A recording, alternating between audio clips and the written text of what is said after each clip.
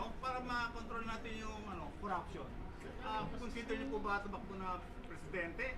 I-apply yung iron hand o i-apply din yung sabihin natin guilty until proven innocent? No, there's nothing political. Itong campaign namin for good governance, it was never political, no? This is our moral duty, it is our constitutional duty. Sabi nga natin, di ba? Sabi nga, di ba, meron sa 6713 Republic Act that public office is a public trust. And every local official, at the same time, citizens, is their civic duty na talagang make sure that public interest is safeguarded, that every peso should be spent for the common good, no? Yun ang ginagawa namin. Hindi naman kami nagtatabaw dito, gusto kong maging senator, gusto kong maging, never crossed my mind. If you look at our history on how we're fighting for good governance, it started in 2019. Immediately, I became mayor, nandun na yon yung good governance na crusade namin. Kaya please, wag na ho nating I'm sorry ho, no offense ho, but it's nothing to do about politics. Yung sinasabi ni Vizcaya na 20 to 25% na pupunta sa kongresista, credible yun? Well, siya nakakaalam, ano? Pero consistent doon sa mga binabanggit sa akin ng ibang mga contractors din. At yung mga ibang membro ng DPWH, very consistent. Kita mo yung mga binabanggit ko na hatian sa porsyento at magkano na lang naiiwan.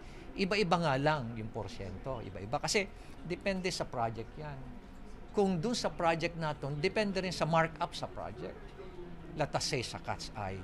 Ang laki-laki ng markup yan. Isipin mo, bawat piraso, 9,900. O 9,000, sabihin natin 9,000. Almost 10,000. Ilang milyon yung binili nila. Kaya they can demand about 30-40%. Ganun din yung ibang project na rock netting, ang laki-laki dyan, 40%, 35%. Sa flood control, kanyan siguro mga nandun sa range na yan, 20-25%. Kasi nga yung markup hindi gaano. Kaya ang gagawin ngayon nung dadayain niya sa pag-install ng sheet pile, lalagyan niya ng maayos na sheet pile itong lugar na to, itong section na to. After that, yung susunod, putol-putulin niya. Alam niyo ba, pag in-inspect niyo pa yan, siguro may lugar pa na walang sheet pile. Mayor, what do you make of the statements of Bryce Hernandez and Henry Alcantara? Parang naglalaglagan na. Well, alam mo, once na may makulong dyan, na non-bailable dyan, ay maglalaglagan lahat yan. Ako sa experience ko, being with CIDG, PNP, once na nag-umpisa na yung nakulong na dyan, maglalaglagan na yan. Sa isa rin, ang ginagawa nila ngayon, nagpupul sila ng resources, itong mga politiko, itong mga nagkakasabwatan na sila sa DPWH. Right now siguro, baka nagmi-meeting na sila, lahat. Pati na rin yung mga contractor na ayaw magsalita. They're pooling the resources, hiring expensive PR firms para gumawa ng issue, manira ng mga kami. Maninira sa amin, maninira doon sa mga whistleblowers. Kaya ganun na yung kanilang tinamot. Pati si Kong Tobip, sinisiraan. Kong E.S. Bersamin, sinisiraan.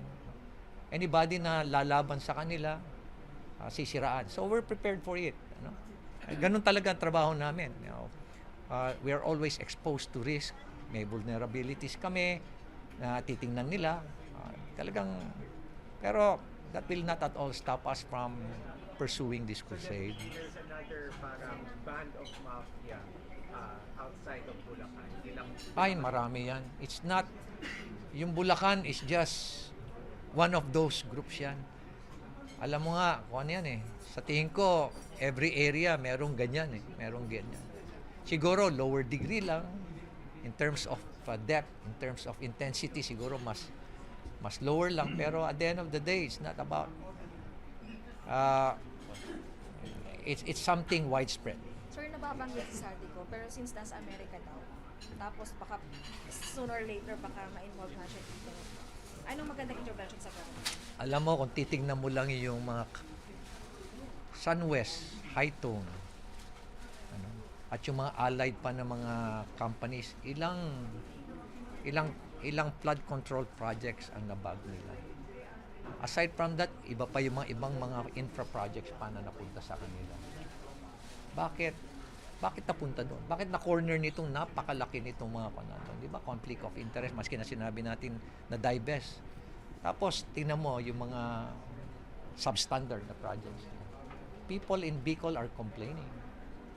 Meron pa nga lugar dyan na nilagyan niya ng napakaraming mga solar lights na parang akala mo yung public road na yun, inapi niya, parang ginawa pa niya private road niya. Diba? If it's a highly organized syndicate, Mayor, sino yung head ng sindikato? Siguro hintayin na lang natin na magsalita. Pero definitely, ako, You mentioned feeling... Saldi ko kanina. Yes, As oo. part of the mastermind. Siya sa mga kwan dyan. Isa siya sa mga figures dyan. And may isa pang mas mataas sa kanya. Hindi naman gagalaw yun kung walang Siyempre hindi naman gagalaw yun kung walang pahintulot yung mas mataas sa kanya. Which is the House Speaker. Tama ang inference ng publiko. Yan. Yeah. Tama ang inference ng publiko na kung sino yung mas mataas sa kanya. May Ako muna nagbigay siguro ng sagutin basbas. ngayon. Pero may nagbigay ng basbas, ibig sabihin Meron yan. Mayor, what difference does it make po to be heard po in the Senate or in the House? Can't you expose this in the Senate? Well, siguro imbitahin na lang nila ako. Iba po, nakakangiti. Imbitahin na lang nila siguro. Mayor, sa lawak po nito, you mentioned that this is widespread and this could possibly be nationwide.